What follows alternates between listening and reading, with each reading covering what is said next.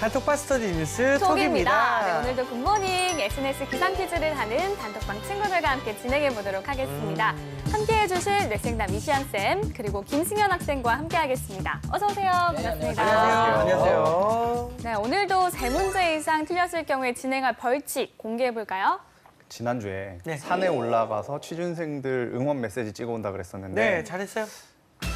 아니, 못했네요. 지난주에 벌칙을 안 받았죠. 벌칙을 안 네. 받았죠. 근데 그때 좀 너무 약한 거 아닌가라는 생각이 있어서 네. 거기에 일출 해 뜰 때 올라가서 찍어오도록 하겠습니다. 알겠습니다. 이번만큼 우리 MC들이 꼭 성공했으면 좋겠네요. 네. 일단 학생들의 셀프 벌칙 영상은 저희 방송 마지막에 공개하도록 하겠습니다. 그럼 다 같이 공부 시작해볼까요? 열려라 단톡방. 안녕하세요. 안녕하세요. 안녕하세요. 자, 톡방 퀴즈 규칙부터 말씀드리겠습니다. 문제가 나간 이후 5초 이내에 대답해주면 되고요. 네. 모르겠다 싶으면 초성 찬스 쓸 수 있습니다. 이쌤 힌트 많이 주세요. 이제 취준생들한테 그 메시지를 봐야죠, 또 우리가. 그렇죠. 그렇죠. 오늘만큼은 우리 MC들이 조금 힘을 합쳤으면 좋겠습니다. 네네. 알겠습니다. 첫 번째 문제 풀어볼게요.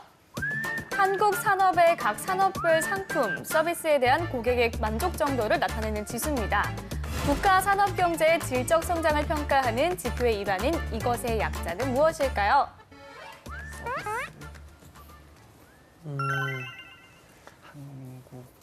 찬스 한번 써볼래요, 찬스? 네, 초성 찬스. 이 초성자에서 어떻게 주시려고 이거를. 찬스 쓰겠습니다. 아, 그래요? 또 기억이 쇼링, 기억이 쇼링, 쇼링. 이응 쌍시옷입니다, 세 번째가. 이응 5초 카운트 주시는 것도 괜찮을 것 같습니다. 시옷 이응 이 정도는 모르는 게 아닐까요? 네, 알겠습니다. 네네네. 5초 카운트 주세요. 자, 정답을 한번. K 모르겠다. 네, 정답은 KCSI였습니다. K C S I 시옷 이응 맞네요. 네. 네. 그러니까 C가 커스터머예요. 아 커스텀. 코리아 커스터머 세티스팩션. 그래서 만족도. 음. 그래서 한국 뭐 소비자의 만족도 지표 이런 정도가 되는데 네. 산업별 상품과 서비스에 대한 그 질적인 만족도를 나타내는 거고요. 아. 가령 뭐 얼마가 팔렸다, 국내 총생산 얼마다 이런 건 양적인 거잖아요. 근데 사실은 많이 팔렸지만 그거 자체도 별로 그 퀄리티는 안 좋을 수 있으니까 그래서 질적인 만족도를 평가하는 데선 KCSI라는 지표를 쓰고요. 또 NCSI라는 것도 쓰거든요. 그건 내셔널 커스터머 세티스팩션 인덱스예요. 차이가 뭐냐면 어느 기관에서 조사하느냐가 다른 거예요. 사실 좀 비슷해요. 그래서 산업별, 뭐 개인별, 고객별 이렇게는 하지만 좀 비슷한데 어느 기관의 조사에 따라서 KCSI 또 NCSI 이렇게 좀 그 인덱스를 내고 있습니다. 네, 알겠습니다. 알겠습니다. 자, 그러면 두 번째 문제 풀어볼게요. 중국이 자국 내 생산 및 소비 촉진, 질적인 성장을 추구하는 발전 모델입니다. 이것은 무엇일까요? 등산을 준비해야 하지 않나. 몇 글자예요? 네 글자입니다. 네 글자요. 알겠습니다. 틀려보도록 하겠습니다. 5초 카운트 주세요. 이거 맞추면 제가 1,000만 원 드리겠습니다. 정답은 제가 맞출까요? 칭타이. 신칭타이. 정답은 신칭타이예요. 깜짝이야. 어떻게 신을 붙였죠? 대단한데요? 깜짝이야. 이거를 우리가 아는 말로 하면 뉴 노멀. 이라는 말을 써요. 그러니까 그 이제 옛날에는 경제가 이렇게 쭉 성장을 했었는데 지금은 새로운 표준이라는 말이거든요. 뉴노멀은. 그러니까 사실 이런 모델은 이제 끝났다. 그러면 실제로는 이제 저성장일 수밖에 없다. 앞으로의 경제는. 그래서 뉴노멀이라는 건 저성장, 저소득 또는 저수익률 이 세 가지를 가져간 다음에 앞으로 경제는 이런 걸 표준 모델로 잡고 해야 된다. 조금 그러니까 높긴 높이지만 조금 한 중간 정도 이렇게 낮춰잡겠다. 성장률 목표는 있지만 낮춰잡겠다는 그런 거로 어쨌든 지속적인 성장을 하겠다라는 중국의 의지 표현입니다. 알겠습니다. 알겠습니다. 자, 그러면 세 번째 문제 풀어볼게요. 시카고 컵스가 땡땡땡땡땡을 풀어내며 108년 만에 월드 시리즈에서 우승했습니다. 땡땡땡땡땡땡은 시카고 컵스와 디트로이트의 월드 시리즈 4차전 때 홈구장인 리글리 필드에 염소를 데리고 입장하려던 샘 지아니스라는 관중이 입장을 거부당하자 다시는 이곳에서 월드 시리즈가 열리지 않으리라고 저주를 퍼부은 데서 유래했습니다. 이것은 무엇일까요? 제가 이거를 봤거든요. 네. 저 월드 시리즈 마지막 아, 실제로 경기도 봤는데 야구를 좋아하잖아요. 그럼 네. 알겠네요. 그 저게 무슨 저주가 염소 이름이었던 것 같은데. 자, 문제 속에 답이 있습니다. 5초 카운트 주세요. 문제 속에 답이 있어요. 쉽게 생각하세요. 너무 봐서 문제예요. 자, 뭔가 다른 거 생각하겠어요. 잠깐만. 정답은? 정답은? 망했다. 염소의 저주였어. 네, 정답은 염소의 저주였습니다. 아니, 문제 속에 다 답이 있는데. 이게 염소의 저주인데 아마 밤비노의 저주랑 헷갈린 거 아니에요? 밤비노. 그거랑 제일 헷갈린 것 같아요. 그런 것 같아요. 네. 그건 뭐예요? 그 보스턴 레드삭스에서 그 베이비 루스의 그 애칭이 밤비노인데 이 사람이 이제 트레이드 되면서 그게 트레이드 되면서 그로는 얘가 에이 그런 거 있잖아 삑삑삑삑 막 이러면서 간 거죠. 네. 그런 다음부터는 이제 그 여기 월드 시리즈랑 인연이 없다라고 해서 밤비노의 저주라는 말이 있고요. 또 혹시 클리블랜드 아세요? 네. 옛날에 추신수가 네. 뛰었던 건데 거기 그 마스코트라고 그러죠. 그럼 추장 있잖아요. 인디언 네. 추장. 인디언 추장이 와우 추장이라고 해서 이름이 와우인데 이 사람이 그 피부색이 노란색이었어요. 근데 그걸 빨간색으로 바꾸면서 또 이게 월드 시리즈에 못 나가게 돼요. 그래서 와우 추장의 저주란 말도 있고요. 그래서 이번에는 클리블랜드와 여기 그 지금 여기 시카고 컵스 싸웠잖아요. 네. 그래서 한쪽의 저주는 깨진다는 거죠. 그러겠네요. 예, 이쪽 저주가 깨지든 염소의 저주가 깨지든 와우 추장의 저주가 깨지든 한쪽이 깨졌는데 염소의 저주가 깨졌죠. 예. 그래서 약간 이런 징크스 같은 게 있습니다. 예. 알겠습니다. 네, 예, 예. 그러면 다음 문제 풀어볼게요. 땡땡땡땡땡은 서민의 내 집 마련을 돕는다는 취지로 주택금융공사가 시세의 최대 70%까지 빌려주고 10년에서 30년 동안 대출 원리금을 나눠 갚도록 설계한 주택담보대출 상품입니다. 이것은 무엇일까요? 보금자리론? 보금자리론? 맞는지 한번 5초 카운트 해볼까요? 그럴까요? 5초 카운트 주세요. 정답은 좀 더 쉽게. 정답은? 정답은? 보금자리론입니다. 정답입니다. 틀려도 이제 기뻐하지 않고 있어요. 저도. 보금자리론 같은 경우에는 그 무주택자들 서민들을 위해서 만드는 건데요. 네. 그 소형주택을 구입할 때 그 되게 싼 금리로 2.5%, 2.7%이 정도 금리로 주고 그리고 이제 천천히 갚아라. 장기적으로 천천히 갚아라. 이런 거거든요. 근데 이거를 이제부터는 좀 덜하게 됐다라는 거죠. 그러니까 당분간은 좀 줄였다가 2017년에는 자격 조건을 굉장히 좀 높인 거나 마찬가지예요. 부부가 두 사람의 소득이 합쳐서 7천만 원 이하. 주택 가격 자체는 6억 원이고요. 거기서 대출 한도가 그 6억 원 있다라고 한다면 3억 원 정도를 지금 대출해 줄 수가 있어요. 7천만 원 해가지고 아기까지 키우면서 3억 원을 자기 돈을 모은다는 것 자체가 쉽지가 않아요. 그러니까 9억 원에 6억 원이면 반이 안 되는데 6억 원에 3억 원이면 지금 반 이상은 자기 돈이 있어야 된다는 얘기잖아요. 그러다 보니까 이게 사실은 여기 혜택을 받는 그런 서민층은 좀 없지 않을까. 그래서 말만 이렇고 실제로는 많이 좀 이게 보금자리론이 유명무실해지지 않을까 이런 또 예상들을 하고 있는 게 내년의 전망입니다. 자, 그러면 마지막 문제 풀어보겠습니다. 잠재 GDP, 물가 상승률을 가속화시키지 않으면서 달성할 수 있는 최대 생산 능력과 실질 GDP의 격차는 무엇이라고 부를까요? 자, 이거는 고등학교 경제 시간에 오, 배웠어서. 알겠습니다. 네. 자, 그러면 바로 5초 카운트 주세요. 네, 정답은 GDP 갭입니다. GDP 갭 개. 과연? 정답입니다. 할 수 있는 최대치는 여기다. 할 수 있는 최대치는 여긴데 좀 실제적으로 이걸 하고 있다라고 하면 그 중간에 차이가 나잖아요. 네. 이건 이제 GDP 갭이라고 해서 그게 이렇게 되느냐 저렇게 되느냐 인플레가 일어나냐 디플레가 일어나냐 이런 것들을 좀 쳐다볼 수 있는 그런 지표로 만들고 있습니다. 알겠습니다. 네. 자, 이렇게 해서 오늘 톡방 퀴즈 풀어봤습니다. 좀 오랜만에 벌칙에 당첨이 된 것 같아요. 어땠나요? 항상 찬스를 잘 쓰자 네. 교훈을 얻는 것 같아서 네네네. 굳이 모르는 거에 찬스를 쓸 필요가 없지 않나라는 생각을 오늘 했습니다. 그렇죠. 알겠습니다. 네. 자, 이번엔 뉴스톡이 선정한 이슈 공부해볼까요?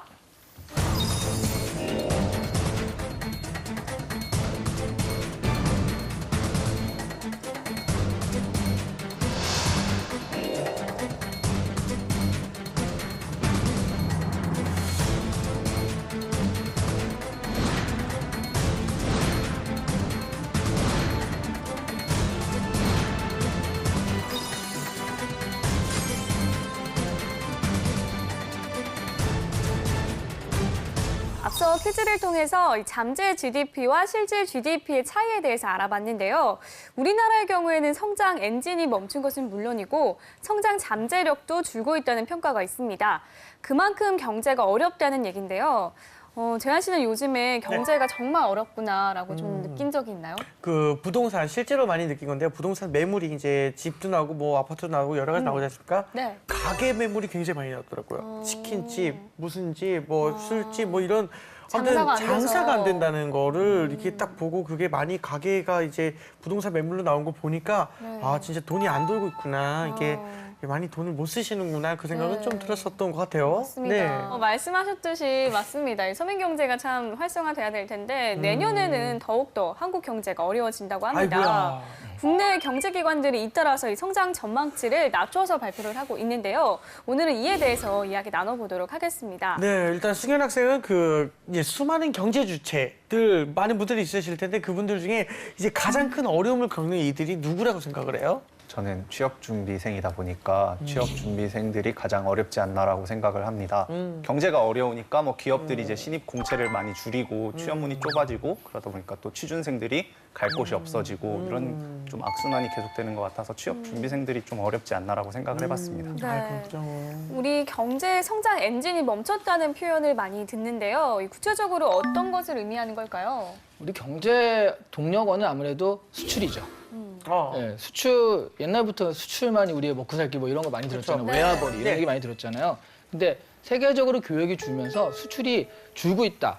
어렵다라는 거죠. 실제적으로 우리가 수출을 굉장히 많이 했던 조선, 네. 철강, 뭐 석유화학 제품이나 해운 같은 것들이 네. 누가 봐도 지금 고전을 면치 못하고 있는 상황이고요. 네. 그 구조조정이 들어가 있고 그리고 사실 이번 연도에는 저 갤럭시 노트 7 사태도 있지 않았습니까? 네. 핸드폰 같은 경우도 굉장히 수출이 잘 됐었는데 그러면서 한번 제동이 걸린 거랑 마찬가지거든요. 그래서 전체적으로 우리나라를 이끌던 수출이라는 부분이 지금 상당히 고전을 면치 못했다. 그리고 앞으로도 전망치도 그다지 좋지 않다. 이런 것 때문에 우리나라의 경제가 좀 위험하지 않나 이런 얘기들을 많이 하시는 거죠. 그렇군요. 알겠습니다. 그럼 이제 관련 뉴스를 보고 좀 더 살펴볼 건데요. 네. 어떤 기사들이 있죠, 선생님? 네, 일단 첫 번째 기사 살펴보겠습니다. 네, 국정 마비 충격파에서 한국 내년 성장률이 2.6%로 하향 조정했다는 얘기인데요. 네. OECD가 11월 28일 날 발표한 경제 전망을 통해서 한국 경제가 2017년에 2.6%에 성장할 것이라고 발표했다고 합니다. 지난 5월 발표 때는요, 이게 0.4포인트 정도가 더 올라서 3% 이상이었거든요. 근데 지금 그거보다 낮춰 잡은 전망치고요. 올해 전망치 2.7%를 미치지 못한 숫자라고 하는데요. 이번 하향 조정의 이유가 역시 확실히 정치적 불확실성 때문이다라는 거고요. 그다음에 그 구조조정이라든가 이런 부분도 굉장히 컸었거든요. 그다음에 또 청탁금지법, 김영란법이라고 하죠. 김영란법에 대해서도 아직 그게 정확하게 안착이 안 된 거기 때문에 그렇죠. 상당히 좀 불안한 면이 있다라고 본다라는 거고요. 갤럭시 노트 7 배터리 폭발로 인한 경제 손실 같은 것도 염두에 두었기 때문에 만든 거라고 합니다. 네. 이런 여러 가지를 보면 정부가 그 내년 성장률을 2%로 제시한다라고 한다면 실제로 이제 밖에서는 그렇게 했지만 우리 자체가 인정하지는 않았거든요. 근데 우리나라의 여러 가지 그 기업 부설 경제연구원도 2몇 %대로 지금 예상을 하고 있는데 정부조차도 내년 성장률이 2몇 %다, 2%대다라고 그러면 IMF 직후 1999년 이후 처음이라고 해요. 2% 내려간 것이. 그래서 굉장히 좀 그 위험한 그런 경제 전망을 지금 발표하는 뭐 그런 추세에 있어서 과연 정말 그럴 것인가 아닐 것인가 이것들을 좀 지켜보겠다라는 그런 기사입니다. 불쌍하네요. 맞습니다. 네. 자, 그러면 두 번째 기사도 이어서 살펴볼게요. 네, 자 그렇게 되니까 중소기업이나 이런 그 기업에서 경제 위기감이 확산되고 있다는 얘기인데요. 네. 70% 이상이 1년도 못 버티겠다라고 그 말을 했다는 얘기거든요. 11월 28일 역시 중소기업 중앙회가 300개 중소기업을 대상으로 인식조사를 했는데요. 네. 그 결과에 따르면 현재 경제 상황에서 57% 정도가 위기 상황이다라고 답을 했다고 합니다. 특히 28.7%는 금융 외환위기 이후에 거기에 준하는 아주 심각한 상황이다라고 했다고 하니까 이 경제 위기에 대한 인식이 좀 상당히 큰 상황이다. 우려가 할 수밖에 없는 상황이다라는 것들을 알 수 있었는데요. 중소기업은 이 같은 경제 위기에 대해서 대처 방안으로요. 내실 경영을 해야 된다라고 58.3%가 그 설문조사 결과 답을 가장 많이 했고요. 뭐 거래처 다변화를 해서 이 상황을 좀 타개하겠다. 네. 또는 기술 개발 혁신이 필요하다. 뭐 이런 얘기도 했었고요. 또 정부나 국회에 대한 요구사항도 여해 초당적 협력이라든가 네. 경제 컨트롤 타워 가동, 내수 활성화 정책 등을 해야 된다라고 해서 그나마 이런 쪽에 좀 기대를 걸고서 있다라는 그런 기사였습니다. 네, 보통 세계 경제가 어려우면 우리 경제 성장 전망도 좀 낮아지곤 하는데요. 내년 우리 경제 성장 전망치를 6월보다 0.4% 낮춘 OECD가 세계 경제는 좀 어떻게 전망을 하고 있나요? 좀 열받을 수도 있는 게 열받는 게, 뭐냐면 예. 우리나라는 낮춰보지만 세계 경제는 올라갈 거라고 보고 있다는 거죠.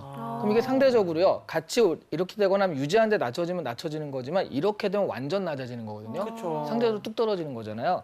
2016년에 OECD가 세계 경제 전망을 한 게 2.9%예요. 네. 2017년에는 3.3%, 2018년에는 3.6%라고 전망을 점점 하면서 오르고 있네요. 그러니까 세계 경제는 회복세다라고 보고 있다는 거죠. 근데 올라가는데 우린 떨어지니까 이 격차가 더 크게 느껴지는 상황이라는 거예요. 이 앞서 기사에도 잠깐 나왔는데 OECD가 이제 내년에 우리 경제 성장 전망을 낮춘 이유가 이제 어떤 것에서 좀 볼 수 있다. 일단 우리나라의 정부 지출이 둔화된 게 가장 큽니다. 네. 그래서 예전에는 정부가 자꾸 이제 돈을 풀어가지고 내수를 부양하고 그 도와주는 역할을 했다면 이번에는 사실은 그런 정도의 재정이 없어요. 세금도 지금 지지부진하고 그러다 네. 보니까 정부 지출 둔화가 된 게 있고요. 그다음에 세계 교역의 회복이 늦어지고 있다. 네. 특히 우리나라가 좀 더 그 영향력이 있고 강점이 있었던 해운이라든가 철강이라든가 이런 점에서 지금 회복을 못 하고 있거든요. 네. 그리고 또 세계적으로 보면 트럼프가 돼가지고 네. 고립주의 아닙니까? 그렇죠. 신고립주의. 아, 알죠, 알겠다. 트럼프의 신고립주의에서 가장 피해를 볼 게 어디냐라고 한다면 그동안의 교역에서 이득을 봤던 데가 반대로 피해를 보거든요. 네. 그래서 1순위가 중국으로 뽑고 있는 건 당연하고요. 한국도 이제 2, 3순위 된다는 거죠. 그 정도까지. 네, 한국도 트럼프 때문에 오히려 좀 손해를 볼 것이다라고 네. 보고 있다는 거. 그리고 이제 가장 최근 들어 이렇게 떨어진 가장 중요한 이유는 역시 국내의 정치적 불안정성. 정치적 네, 불안정성. 어디로 튈지 모른다. 네. 지금 한국의 정치 상황이 그렇다 보니까 그것이 정책을 만들어야 되는데 못 하고 있으니까 경제 상황 역시 예측 불가능성에 빠져 있다라는 거예요. 그러니까 외국인들이 좀 돈을 빼고 있어서 그게 낮아지는 것들이 가장 큰 요인이 되고 있습니다. 알겠습니다. 알겠습니다. 자, 그럼 두 번째 기사도 한번 살펴볼 건데요. 이제 승현 학생이 좀 두 번째 기사에서 가장 눈에 띄는 게 좀 어떤 게 있었나요? 저는 기사 제목에서 제목에서. 70% 이상이 1년도 못 버틴다는 부분이었거든요. 네. 정말 슬퍼요. 그러니까 대다수의 기업들이 1년을 버틴다는 게 불확실하다고 느낄 네. 만큼 현재 경제 상황이 정말 좋지 않다는 것을 알 수 있었고요. 네. 네. 이게 언제 좋아질지 확신할 수 없는 상황이라고 생각을 했습니다. 네, 특히 지금 조선 해운업계가 구조조정을 진행하고 있는데요. 네. 해당 대기업뿐만 아니라 이 관련돼 있는 중소기업들의 어려움도 크겠죠. 네, 그 흔히들 이제 협력업체라고 하고 또 네. 옛날 말로 우리 하청업체라고 하는데 그 벤더 그러니까 그 자동차를 만들면 자동차를 만드는 이거 자체는 하기 위해서 1차 업체, 2차 업체, 3차 업체에서 계속 내려가거든요. 그러니까 뭐 엔진을 만드는 데가 1차 벤더라면 그다음에 그 엔진에 들어갈 나사를 만드는데 뭐 이런 식으로 그 밑에까지 있는데 그걸 다 합치면 엄청난 규모가 되는데요. 실제로 지금 고용노동부에 따르면 올해 8월 기준으로 조선업만 보면 조선업종에서 임금체불 근로자 수가 11,746명이에요. 네. 그러니까 만여 명 이상이 임금을 못 받고 있다는 얘기예요. 네. 그래서 작년보다 이게 59.8% 는 수치라고 합니다. 전방위적으로 큰 위협이 되고 있다는 것들을 볼 수 있었어요. 그렇죠. 경제가 어렵다는 건 지금도 실감을 하고 있고 또 그렇죠. 내년엔 더 어려울 것이라는 것도 짐작이 가는 부분인데요. 네. 그렇다면 전문가들은 이 해법에 대해서는 어떻게 생각을 하고 있나요? 네, 사실 근데 사드도 보면 결과적으로는 정치적인 얘기로 들어갈 수밖에 없는데요. 네. 정치가 일단 안정되는 게 되게 중요하다라고 많이 보고 있습니다. 탄핵이나 이런 문제만 해결돼도 주가가 5% 오를 것이다라는 전망도 있고요. 네. 또 외국인들도 이런 것 때문에 지금 돈을 빼가지고 주가가 떨어진 데 역할을 했는데 네. 이런 부분이 해결이 되면 다시 그 돈이 들어올 거니까 주가가 네. 안정되고요. 그다음에 한국 정부도 그 이런 정치적 안정성이 좀 생기면 그 정책적으로 이런 것 해결할 수 있게 재정을 더 투입해가지고 경기를 부양시키는 것도 필요하고 또 가계 심리를 좀 이렇게 그 회복을 통해서 내수 활성화하는 것도 필요하고 뭐 휴일을 좀 더 많이 부여한다든가 해서 그런 식으로 좀 정치적인 것들이 해결이 되면 그 정치가 안정됨에 따라서 필요한 정책들을 할 수가 있거든요. 네. 그런 부분들이 지금 우선적으로 필요하지 않을까라고 보고 있습니다. 네, 알겠습니다. 자, 이번엔 취준생의 뇌를 섹시하게 만들어 볼 시간입니다. 이름하여 이시안의 족보를 열어라!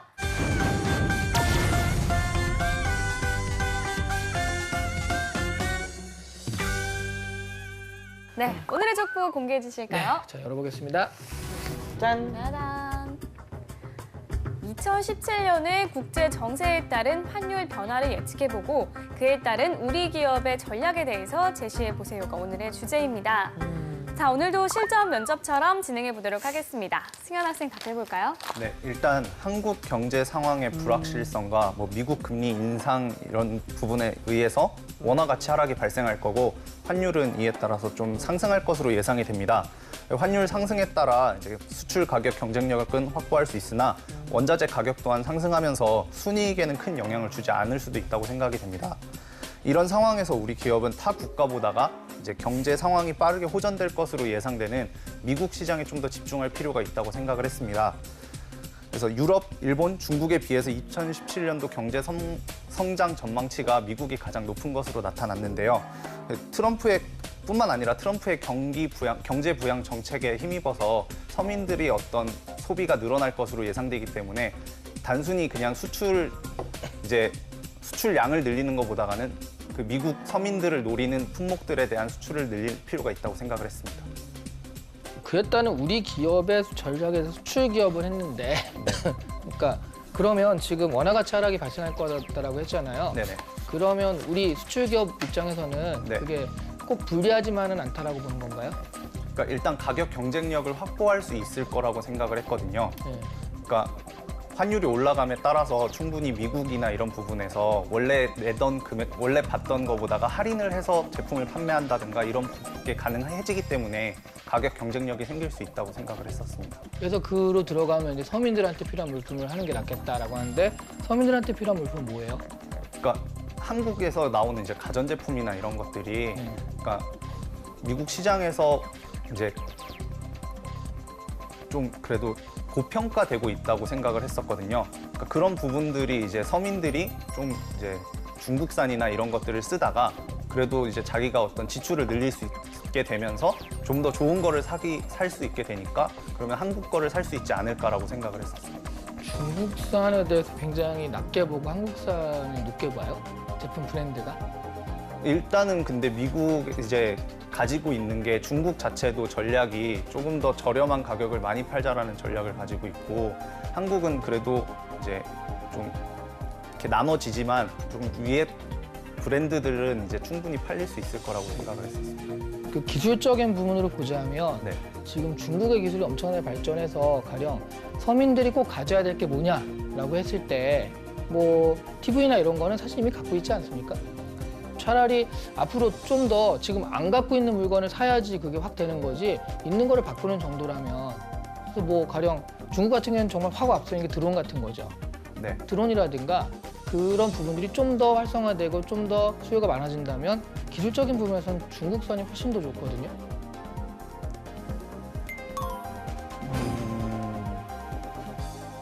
여기까지 하도록 알겠습니다. 네. 이런 유형의 문제는 이제 어떤 기업에서 출제를 하는지 또 기업의 이제 출제 의도는 무엇인지 좀 알려주세요. 이 유형의 문제는요 네. 정말 많이 나오는 문제예요. 정말 많이. 네, 그러니까 외국과의 관계가 있는 금융권이나 아니면 수출하는 외국과의 관계가 있는 데는 무조건 나온다 거의. 네, 환율에 대해서 어떻게 생각하는가 이런 부분. 그러니까 올라갈 수도 있고 내려갈 수도 있지만 어쨌든 이 사람의 전망은 어떤 근거에서 올라가고 내려가고를 얘기하는가.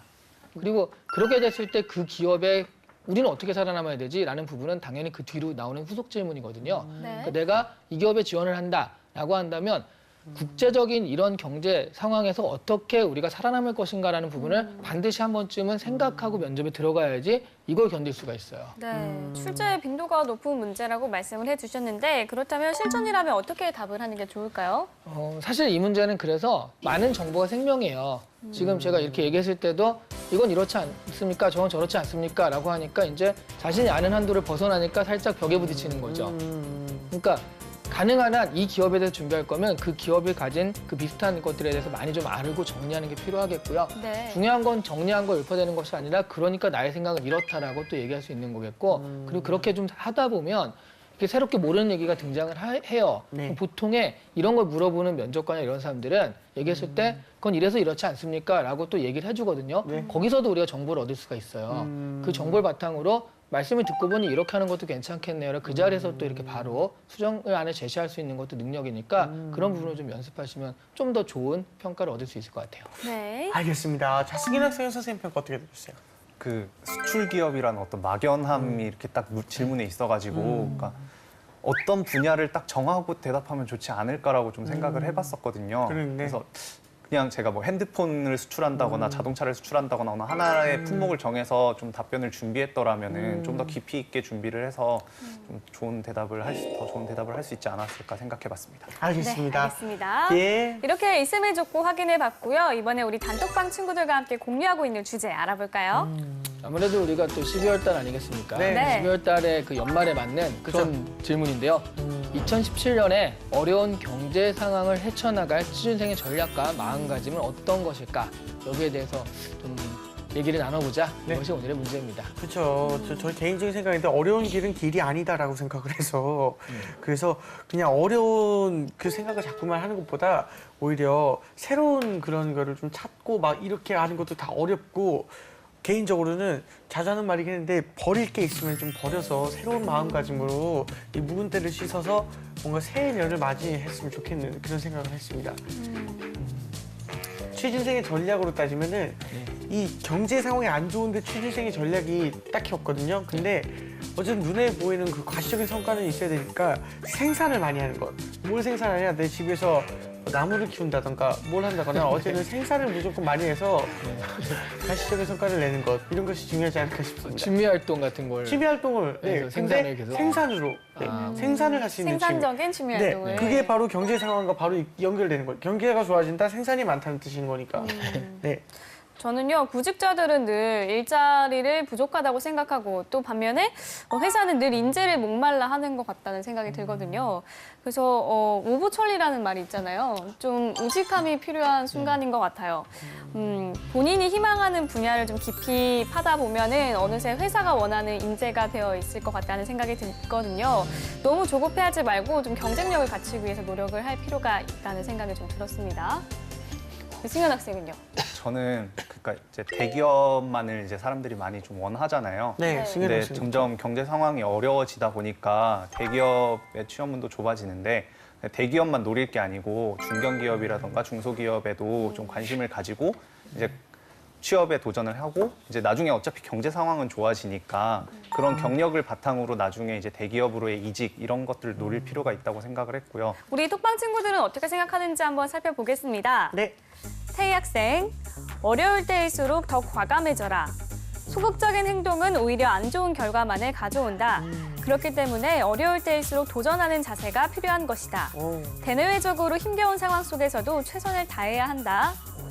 유리 학생, 산업 규모를 확대하거나 고용을 늘리는 산업을 적극적으로 찾아 전략적으로 취업 준비에 임한다.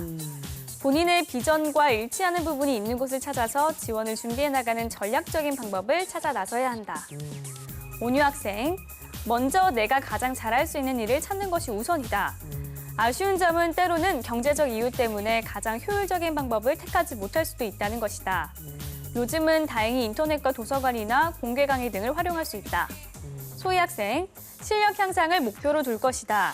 경제 상황에 관계없이 기업이 한 명이라도 채용을 한다면 될 사람은 꼭 된다. 경쟁이 더 치열해질수록 실력을 더 키워 지원할 것이다. 라는 학생들의 의견이 있었습니다. 그렇군요. 학생들의 의견 어떻게 생각하나요, 승현 학생? 저는 태희 학생 의견이 좀 이렇게 와닿았는데요. 그러니까 제가 지금 가져야 할 그런 마음가짐인 것 같아서 저는 네. 태희 학생 의견에 좀 눈이 갔습니다. 네, 좋아요. 알겠습니다. 이쌤도 한번 뽑아주시죠. 네, 베스트 댓글과 함께 뽑아주세요. 근데 사실 제가 이 문제를 준비할 때는 네. 취준생의 전략과 마음가짐 그 정답이 없지 않겠습니까? 없죠. 정답은 그래서 없죠. 이 모든 사람들이 다 이제 베스트 답변이다라고 말하려고 생각을 했는데 베스트 답변 하나가 있네요. 어떤 거요? 네. 그러니까 왜냐하면 다른 부분들은 네. 좀 사실 되게 그 추상적이고 네. 아싸 한번 해보자 막 이런 얘기라면 네. 네. 유리 학생 같은 경우가 네. 산업 규모를 확대하거나 고용을 늘리는 산업을 적극적으로 찾는다.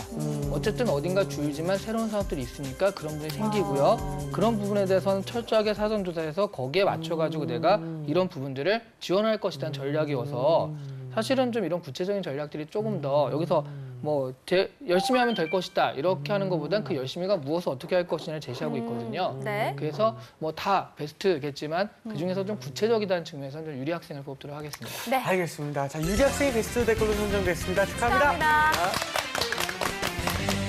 네, 네, 오늘은요, 올해보다 더 어렵다는 내년 경제에 대한 전망과 또 극복 방안에 대해서 이야기 나눠봤습니다. 아유. 이제 정리를 한번 해볼까요? 그 정리를 유리 학생이 해준 거나 마찬가지인데요. 그렇죠, 그렇죠. 네, 이렇게 어려운 경제 상황이 있지만 하지만 새롭게 시작되는 것도 있고 새로운 것들이 등장하는 게 있으니까 그런 부분이 어떤 건지 찾아서 적극적으로 전략적으로 대응하는 것이 우리가 가져야 할 그 2017년의 마음 자세가 아닐까. 네. 뭐 그렇게 유리 학생에 동감하는 걸로 제 마지막 멘트를 마무리하도록 하겠습니다. 알겠습니다. 네, 알겠습니다. 자, 승인 학생은 오늘 어떻게 어땠어요? 저는 오늘 좀 어떤 경제 전망이나 이런 부분에 있어서 많이 어둡지만 그래도 이렇게 또 뜻이 있는 곳에 길이 있다 이런 그쵸. 말도 있듯이 좀 이렇게 우직하게 좀 열심히 준비하는 그런 취업 준비생이 돼야 되지 않나라고 생각을 했습니다. 알겠습니다. 자, 그럼 오늘 뉴스송 여기까지 하고요. 저희는 다음 시간에 다시 톡방 열겠습니다. 감사합니다. 안녕하세요. 취업을 부탁해 시청자 여러분, 김승현입니다. 저 벌칙 수행을 위해서 지금 수리산 태을봉에 올라와 있는데요. 2016년 한 해 정말 수고 많으셨고 2017년에는 모두 원하는 바 이루시길 응원하겠습니다. 대한민국 취준생 여러분, 화이팅!